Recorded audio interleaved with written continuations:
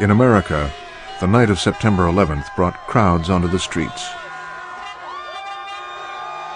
Across the country, Muslims were verbally and physically abused. Some mosques were vandalized. In Bridgeview, Illinois, these protesters were moving towards the local mosque when police moved in and blocked their path. Today, the police still patrol outside the Bridgeview Mosque and the Muslim schools next door. For American Muslims, numbering 5 to 7 million, the issues are starkly different than they are in majority Muslim countries. Here, it's about getting along as another American minority. Let's move on, guys. Let's go. Safa Zarzour came to the United States from Syria 16 years ago as a student. He became a teacher, and today he is principal of the Muslim Universal School next door to the Bridgeview Mosque. After the terrorist attacks, he received a hate letter. And it's basically about 5-6 sentences full of profanities and insults and threatening remarks. I don't know who sent it, but obviously it's someone who knows that I'm the principal of this school, because they said, I'm going to blow up your bleep school. The letter, laced with obscenities, was turned over to the FBI. I mean, we are human, so you go through all kind of emotions. I would say the first week I was afraid. Definitely I was afraid because, I mean, even, you know, I found myself taking my children, my wife, and going up to the second floor of the house for fear of somebody doing something through the window of the first floor. But at no time did I feel like that's going to alter anything. I mean, I felt like that's part of life. It's part of being different in America, I guess. Even before September 11th, there were tensions. One incident happened in the town next door to Bridgeview, Palos Heights, Illinois. The Mosque Foundation community grew so quickly that people were looking for other venues and other places to put a mosque and put a community center. Dr. Amina McLeod is a Muslim and an expert in Islamic studies. She's built her career studying American Muslim communities. She watched the Palos Heights controversy start 2 years ago when the Muslims found a place for the new mosque, an empty church. This church over here, Christ Community Church, is the place that had been up for sale, and Muslims moved to buy it and all hell broke loose. All of a sudden, the township wanted to keep it for itself. And as it turned out, when reporters and people all came out, the real issue was that they did not want Muslims to buy this property. One woman here in Palos Heights, her first response was, oh, so they're going to put that tower on top of the church and start singing that song every time there's prayer. You know, that is her image. At public hearings, some residents who objected to the mosque proposed a recreation center in its place. The Mosque Foundation in Bridgeview has over 60,000 members. 60,000 members. Where are you going to put the traffic?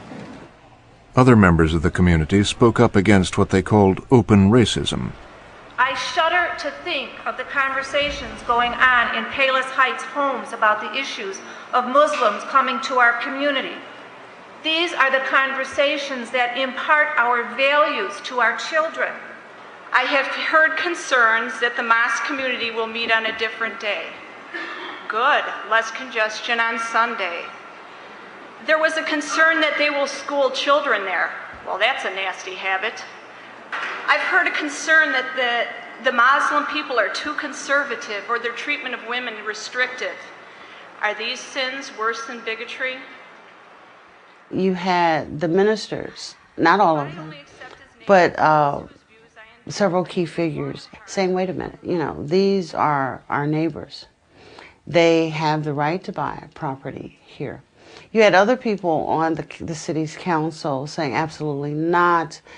These people are practicing a demonic religion, just ages-old nonsense about Islam coming up. The Muslims accepted a monetary settlement and agreed not to buy the church. But still they went to court, charging discrimination. Then it has gone now all the way to a federal judge saying, I want you to enter into some interreligious dialogue. And after you do this for X amount of time, let us see what changes. And I think that judge, whoever he or she is, just ought to be given a Nobel Prize. And even though they ordered it, the people in the community had to think enough of their community to take up this challenge. And they have. MacLeod has been advising the Muslim community in Palos Heights and observing the interfaith dialogue, which continues while the case awaits trial. How have you managed to make this difference in faith work? What is it? There was a substantial number of Christian Americans here who felt the same way we do as Muslims, that we have the right to practice our faith. And but it was this instance. How long have you lived here? Actually, by now, 28 years. Did you know these people before? I didn't know those people before, no. It's not that it was perfect, because we had struggles. There was controversy amongst the group, but we kept coming back to why are we here? What is the reason? The Christians found they were the ones with the most to learn. The Muslims became teachers about Islam and how to understand differences and similarities between their faiths. One issue that we had to confront, that we all worship this one and the same God. We had trouble as Muslims with the Trinity. If there is only one God, how come we have the Trinity? And we're not going to get into the details. Don't get us started. But we all believe in God. We all believe in the life after death. We all believe in the angels. We all believe in the Day of Judgment. Now, there is more emphasis in Christianity upon Christ as the God incarnation, and in our Islam, the Quran is equivalent to Christ. The Quran to us is the actual word of God. I wish I could be more generous in what I say, but I do stop short of saying that we all worship the same God, because I'm not sure what it means to say that we all worship the same God, but we don't all believe in the crucifixion. And I can say that I see God in my Muslim friends, but I can't quite say that we worship the same God. I can't. I want to make a... It'd be easier if I could. The Quran teaches that God is the God of Adam, the God of Noah, the God of Abraham, the God of Moses, the God of Jesus, is the very same God of Muhammad. And the Quran emphasizes that all these prophets were Muslims, meaning they submitted their will to the will of the one and the only true God. My presentation in a church, sometimes I ask the audience of the church to recite the Lord's Prayer. Then, they are very proud to recite for me what Jesus instructed them to teach. Our Father, who art in heaven, hallowed be thy name, thy kingdom come, thy will be done on earth as it is in heaven. After they are done, I say, this is Islam in a capsule. As simple as that, because the emphasis here, whom we call Allah, you call the Father. The only difference between you as a Christian and us as Muslims, that we put all our emphasis on that Father.